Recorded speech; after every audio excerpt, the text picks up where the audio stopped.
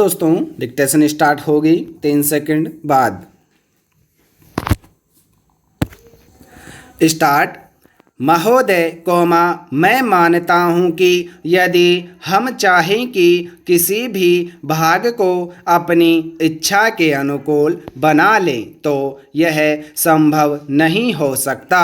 Stop. किसी भी देश में जितने लोग बसते हैं कोमा उन लोगों के हृदय में जो भावनाएं पैदा होती हैं कोमा उनमें जो विचार उठते हैं उन्हीं से भाषा निकलती हैं। स्टॉप।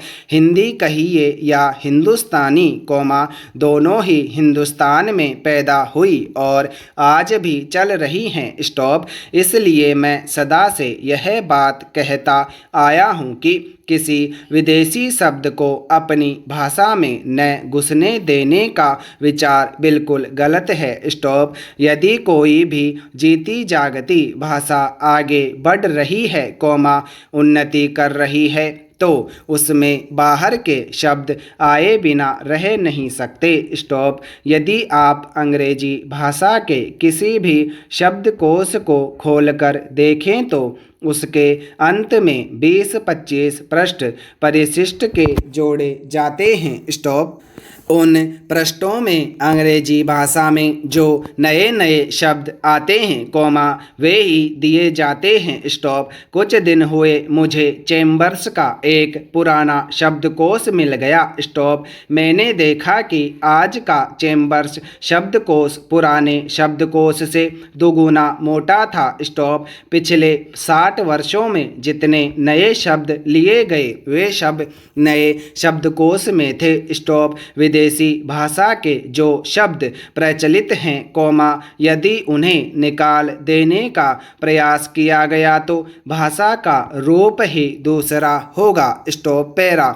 हिंदी वालों का यह प्रयास कि अरबी तथा अंग्रेजी भाषा के शब्द हिंदी में नहीं आने देने चाहिए कोमा उतना ही हानिकारक है कोमा जितना उर्दू वालों का यह प्रयास कि उर्दू में केवल अरबी और उर्दू भाषा के ही शब्द रखे जाएं कोमा संस्कृत के नहीं। स्टॉप। उसके साथ साथ हमको यह भी मानना होगा कि हिंदुस्तान में जो बहुत सी भाषाएं हैं कोमा वे अलग अलग प्रदेशों की अलग अलग भाषाएं हैं। जैसे उत्तर भारत में Marathi comma Gujarati comma Hindi comma Bangla comma Oriya तथा असमिया और दक्षिण में तमिल कोमा तेलुगु कोमा मलयालम तथा कन्नड़। स्टॉप। इन सब भाषाओं में संस्कृत के शब्द बहुत हैं। स्टॉप। हिंदी को छोड़कर और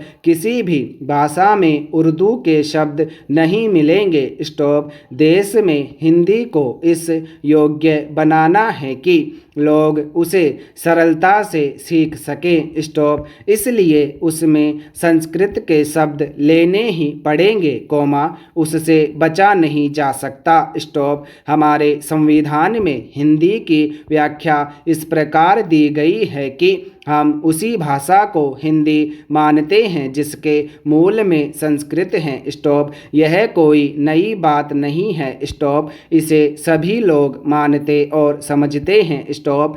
आज लोग कुछ ऐसी हिंदी सीखने लगे हैं स्टॉप जिसमें संस्कृत के बड़े बड़े शब्द अधिक आते हैं जो मेरे जैसे आदमी को जिसने संस्कृत नहीं पढ़ी है कोमा समझ में ही नहीं आते। स्टॉप। जो व्यक्ति संस्कृत या अरबी भाषाओं में से किसी को भी अधिक नहीं जानते परंतु अच्छी हिंदी या हिंदुस्तानी लिख सकते हैं कोमा उनको इतना समय नहीं कि वे संस्कृत और अरबी के बड़े बड़े शब्द लें। स्टॉप। वे तो छोटे शब्दों में ही अपना काम निकाल लेते हैं। स्टॉप। बड़े शब्द लेने हो तो वह दूसरी चीज है। स्टॉप। पैरा। महोदय कोमा बोलचाल की तथा अखबारों में प्रयुक्त होने वाली भाषा जितनी सरल हो कोमा उतना ही अच्छा है और उसको समझने में हिंदी और उर्दू बोलने वालों कोमा दोनों को ही कोई कठिनाई नहीं होनी चाहिए। स्टॉप। वही भाषा ठीक चलेगी। स्टॉप। मैं उत्तर भारत के लोगों से जहां हिंदी अथवा हिंदुस्तानी बोली जाती है, यही कहना चाहता हूं कि यदि वे चाहते हैं कि हिंदी अथवा हिंदुस्तानी सारे भारतवर्ष में चलें तो उनको हिंदी भाषियों को अपने साथ लेने का प्रयास करना चाहिए, क्योंकि वे जिस भाषा को नहीं अपनाते वह सारे देश की भाषा नहीं हो सकती। स्टॉप। कभी कभी हिंदी भाषी भी हिंदी में लिखने का प्रयास करते हैं। स्टॉप। यदि उनकी हिंदी के व्याकरण की दृष्टि से जांची जाए तो हिंदी भाषी उसे स्वीकार नहीं करेंगे। स्टॉप। मैं उनसे यह भी कहना चाहता हूँ कि उन्हें यह समझ लेना चाहिए कि केवल हिंदी भाषा में ही नहीं बल्कि उसके व्याकरण में भी इतना हेर फेर करना पड़ेगा कि दूसरी भाषाओं के मुहावरे हिंदी भाषा में खप सके।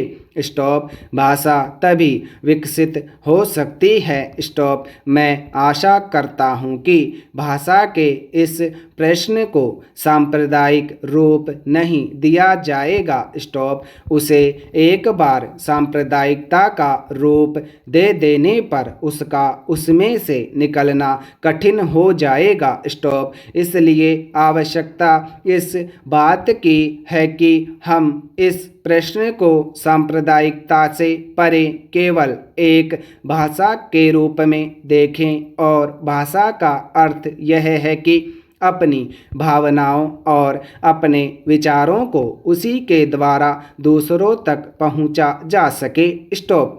यदि राष्ट्रभाषा ऐसी भाषा बना दी गई जिसे कुछ ही लोग समझें तो हमारी समस्या हल नहीं हो सकती। स्टॉप। हमें संकीर्ण विचारों से दूर रहना चाहिए। स्टॉप। पैरा।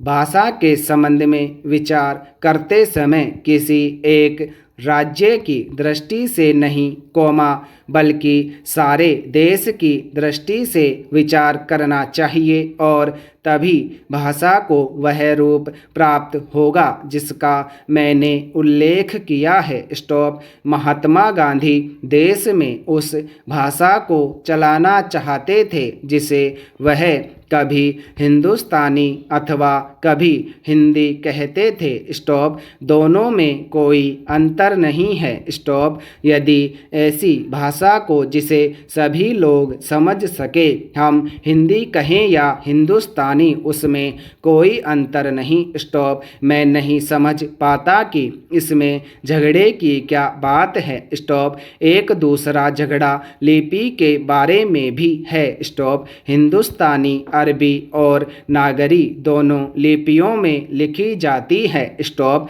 हमारे संविधान ने नागरी लिपि को ही माना है। स्टॉप। इसमें जबरदस्ती की गुंजाइश नहीं है। स्टॉप। यह खुशी की बात है। स्टॉप। मगर हिंदुस्तान में जितने लोग बसते हैं, हम उनके विचारों से अवगत होना चाहते हैं। स्टॉप। यदि हम उनको समझना चाहते हैं तो हिंदुस्तान की जितनी लिपियां हैं, उनको हमें सीखना होगा। स्टॉप। दक्षिण वालों को हिंदी भाषा भाषियों से यही शिकायत रही है कि वे तो हिंदी सीखते हैं पर हिंदी वाले दक्षिण की भाषा कभी नहीं सीखते। स्टॉप। उसी प्रकार उर्दू के अक्षर हम जानें और उर्दू की किताबों से अपना परिचय रखें तो उनसे हमारा संबंध और अधिक घनिष्ठ हो सकता है। स्टॉप। थैंक्स।